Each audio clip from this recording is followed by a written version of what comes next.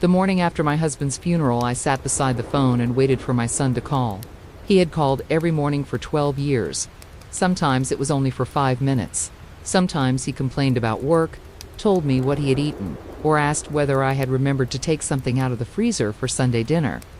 That morning, I understood that grief could make a person forget things. I told myself that was all it was. My husband was gone, and my son had just buried his father. Of course he was hurting. Of course he needed space. So when the phone stayed silent, I did not call him. The second day, I still waited. The third day, I finally called him. He answered after 6 rings. "Hi, Mom." There was something in his voice I had never heard before. Not anger, not sadness, distance. I asked if he was okay. He said he was tired. I asked if he wanted me to come over. "No, Mom, I think I just need some time." Then he hung up. I sat there staring at the phone, trying to understand what had changed. It was not until 3 weeks later that I heard the sentence that broke something inside me. I was standing outside my son's kitchen when I heard him speaking to someone in the next room. "You don't understand," he said quietly. "She lied to Dad for years." I stopped breathing. Then he said something I knew could only have come from someone who had been there long before my husband died. Dad told me the truth before the funeral. That was the moment I realized my son had not simply pulled away because he was grieving. Someone had given him a story about me, and my son believed it. The worst part was that I had no idea what that story was. My husband's funeral was on a gray Thursday morning in November. I remember the weather because everything else felt strangely unreal. The sky was low and heavy, and a cold wind moved through the cemetery as if it had somewhere else to be. I stood beside the grave holding my coat closed with one hand and my son's hand with the other.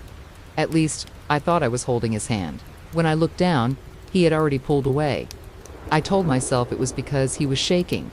My son Daniel had always been the strong one. When his father went into the hospital, Daniel was the one who spoke calmly to the doctors. When we received the diagnosis, he was the one who told me we would get through it. And when his father died, he was the one who held me while I cried. But that morning, something had changed. He barely looked at me. After the service, people came to our house with casseroles, flowers, sympathy cards, and stories about my husband. I moved through the rooms like a ghost. Everyone kept telling me how lucky I was to have such a good son. I believed them, until Daniel quietly told me he had to leave. "Already?" I asked. Quote, toward the floor. "Mom, I just can't stay here right now." I nodded because I didn't know what else to do. Before he walked out, I reached for his arm. "I love you," he hesitated. Then he said, "I love you too." But somehow it did not sound the way it used to. That night, after everyone had gone, I sat alone at the kitchen table. My husband's coffee mug was still beside the sink. His reading glasses were still on the counter. His jacket was hanging behind the door. Everything around me said he had only stepped out for a moment. But my son's silence told me something else had begun. I just didn't know what it was yet. For the first week after the funeral, I waited for Daniel to come back to himself. I told myself grief had changed him temporarily. His father had been his best friend. Maybe he was angry at the world. Maybe he was angry at God. Maybe he was simply trying to figure out how to live in a world where his father no longer existed. So I gave him space. I did not call every day. I did not ask questions. I left small messages instead. "Thinking about you, hope you're eating. I'm here whenever you need me." He never answered those messages. Then the calls stopped completely. 2 weeks passed, then 3. One Sunday morning I made his favorite breakfast without thinking. Pancakes, scrambled eggs, and the coffee he always said tasted better when I made it. I stood in the kitchen, looking at the empty chair across from me. And for the first time I wondered if I had done something wrong. I called him. He answered, "Hi, Mom." "Daniel, I made too much breakfast." There was silence. "You want to come over?" "I can't." "You busy?" No, that answer hurt more than I expected. He wasn't busy. He simply didn't want to come. I swallowed the lump in my throat. Did I do something? Another silence. Then he said, "I don't want to talk about this right now." "About what?" He sighed. "Mom, please." I heard something in his voice. Not confusion, not grief. It sounded like disappointment. As if he had already decided something about me. I wanted to ask what his father had told him, but I stopped myself. My husband was gone. Whatever had been said between them was private. At least that was what I believed. A few days later, I went through the boxes in my husband's study. I wasn't looking for anything in particular. I just wanted to feel close to him. Inside an old desk drawer, I found a photograph of Daniel as a little boy. His father was holding him on his shoulders. I turned the photograph over. There was handwriting on the back. A sentence written in my husband's handwriting. "One day he'll understand why I stayed silent." I stared at those words for a long time, then I put the photograph down, because suddenly I wasn't sure my son's silence had begun after the funeral. Maybe it had begun much earlier. Maybe I just hadn't known how to hear it. 3 days after finding the photograph, Daniel finally came to see me. He stood at the front door for several seconds before knocking. When I opened it, he looked older than he had at the funeral. His eyes were tired, his beard had grown out, and there was something guarded in the way he looked at me. I stepped aside. "Come in," he entered, but didn't take off his coat. That frightened me more than anything. Daniel had grown up in this house.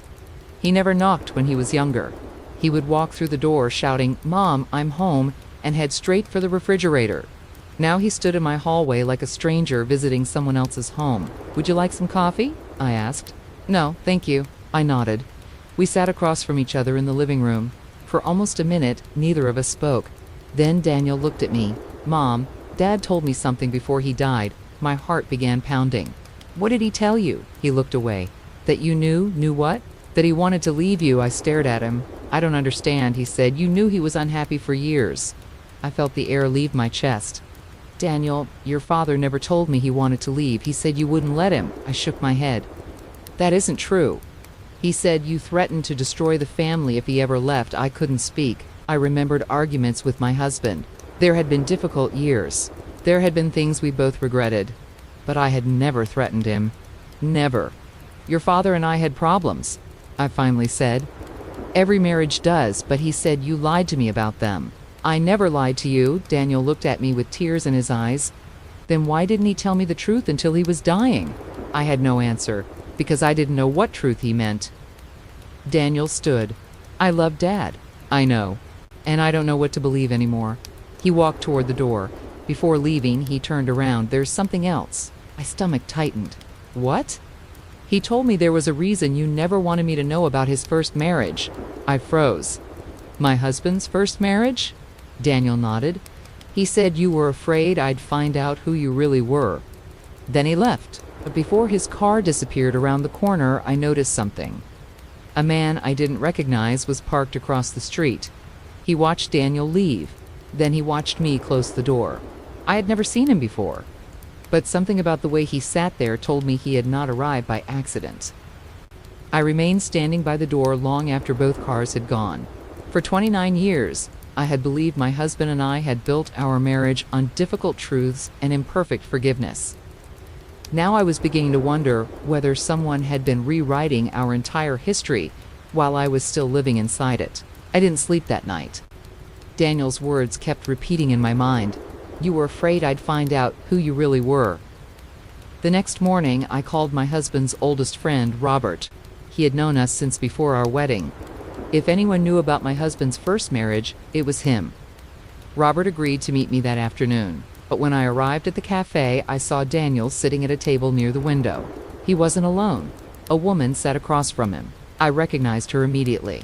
She was my husband's younger sister, Margaret. I stopped before they could see me.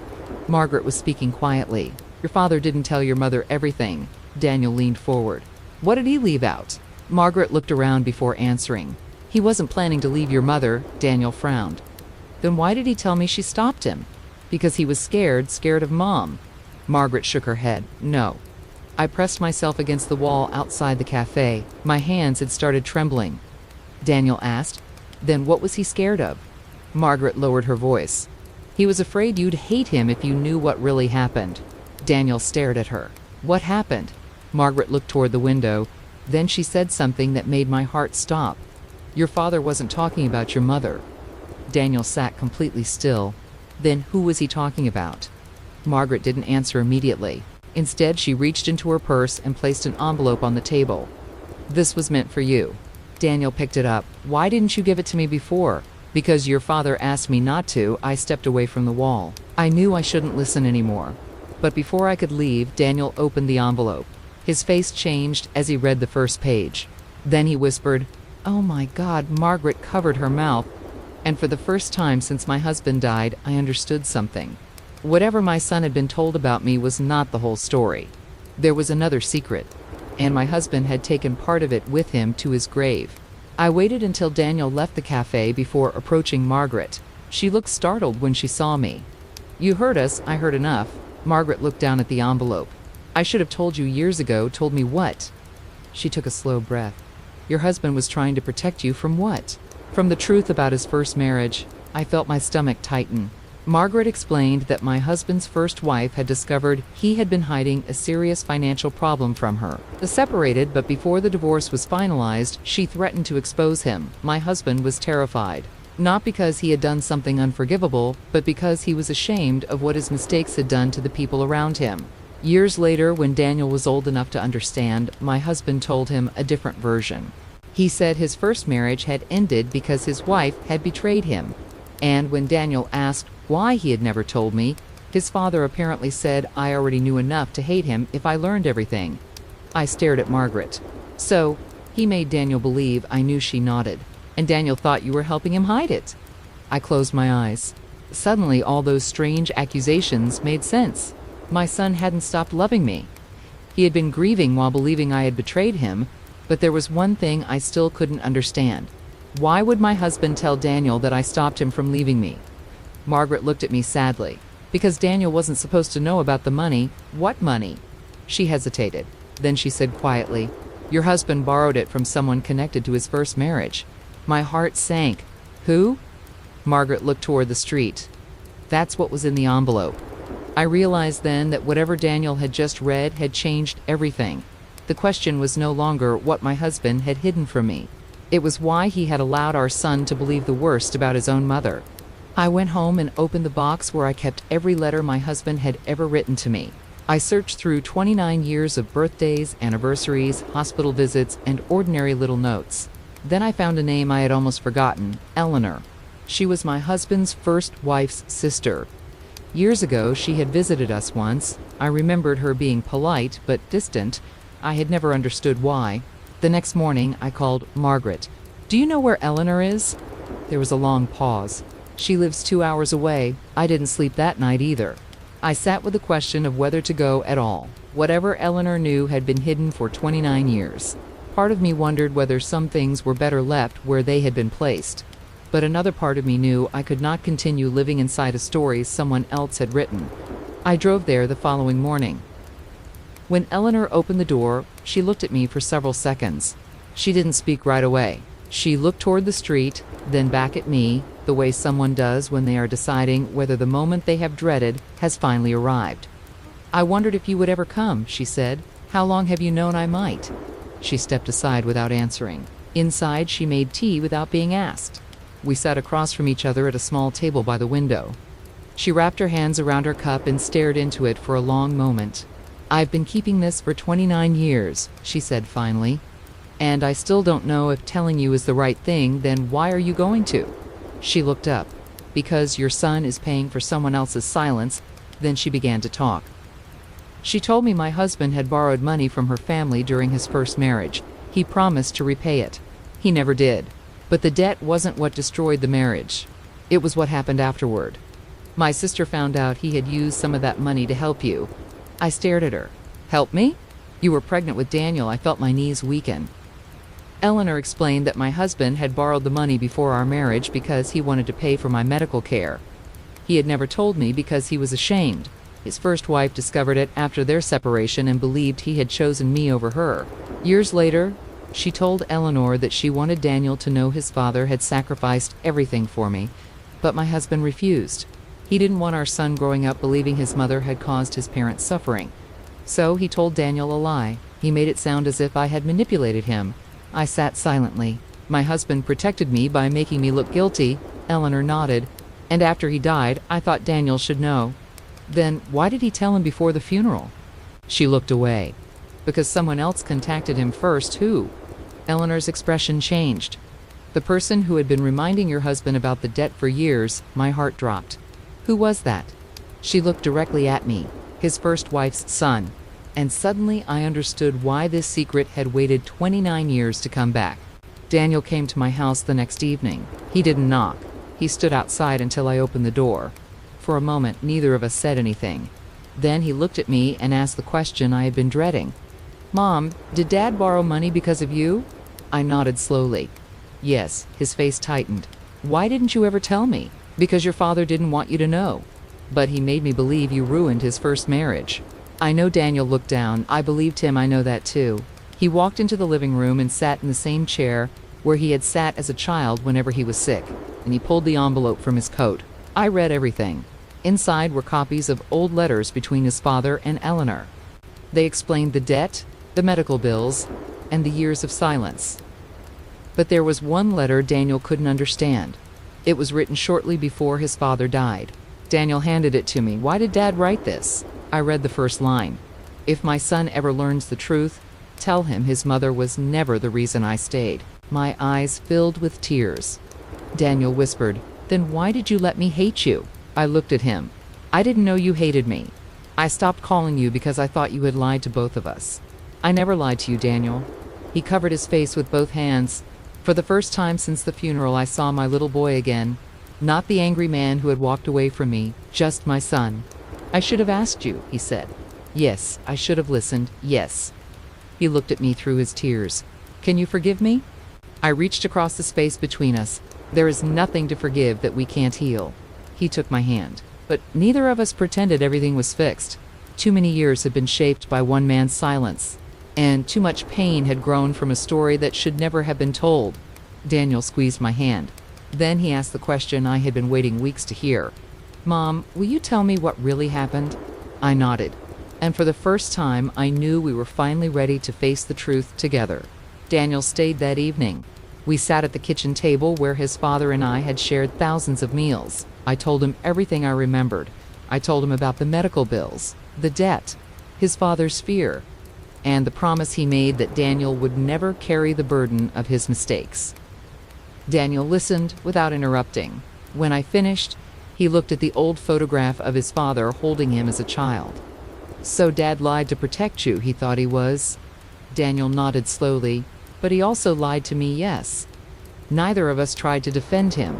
We loved him. But loving someone didn't mean pretending their choices had never caused pain." Then Daniel told me what Eleanor had left out. His father's first wife's son had contacted him before the funeral.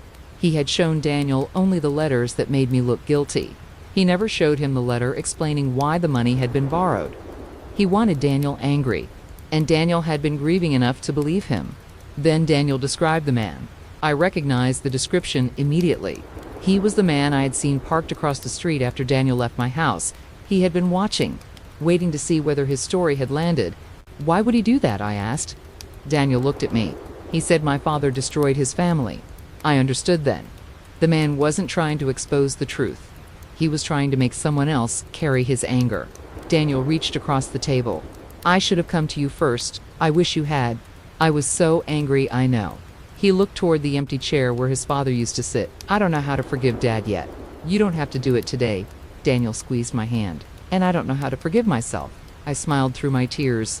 "You don't need to punish yourself for believing something while you were hurting." He looked at me. "Can we start over?" I took his hand in both of mine. "We can start tomorrow morning."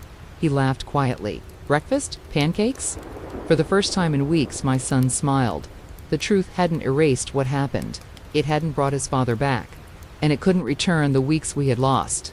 But it gave us something the lie never could: a way forward. The next morning, Daniel called me before I had even made coffee. "Mom?" "Yes?" "I just wanted to hear your voice." I closed my eyes and held the phone a little tighter. Because sometimes rebuilding a relationship doesn't begin with a grand apology. Sometimes it begins with one simple call that finally comes through. After Daniel left that morning, I stood in the kitchen for a long time. His coffee cup was still on the table. For the first time since my husband died, the house didn't feel completely empty. I had spent weeks wondering why my son had stopped calling. I thought grief had taken him away from me. But grief wasn't the only thing sitting between us. There had been a story. A story built from fear, old mistakes, half-truths, and silence. And when people are hurting, sometimes they believe the story that hurts the least to understand. I don't blame Daniel for believing what he was told. He was mourning his father. He wanted answers. And someone gave him answers before he was ready to question them. What I learned is that silence can protect a family for a while, but eventually, silence becomes its own kind of lie. My husband thought he was protecting me. Instead, his silence left our son with questions someone else was free to answer. I still miss my husband every day. I still wish he had told us the truth while he was alive. But I no longer want to spend my remaining years asking what could have been different. Daniel calls me every morning now. Sometimes we talk for an hour. Sometimes he only says hello. But I answer every time. Because after losing someone you love, you learn not to take a simple phone call for granted. And if there is one thing I would tell anyone listening, it is this. Don't let someone else's version of your life become the truth you live by. Ask. Listen. Speak before silence grows too large. Because grief may leave room for lies. But love deserves the chance to tell the truth. Thank you for spending this evening with me at Lantern House. If this story touched you, stay a while. There are many more by the fire.